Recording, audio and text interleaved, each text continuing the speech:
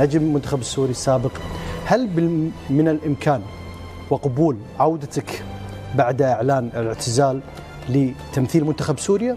نتابع ماذا قال. لو قدمت لك الدعوة للعودة وتمثيل المنتخب السوري ماذا سيكون رد؟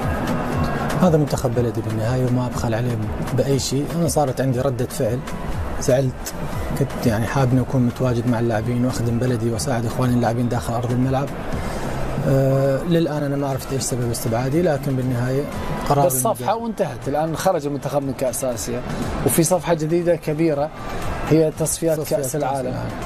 وهذا طموح الشعب السوري حال، يعني الشعب السوري حلمه انه يشوف منتخب سوري بكأس العالم. طموح اي لاعب ان يلعب في كأس العالم. اكيد يعني ما في شك.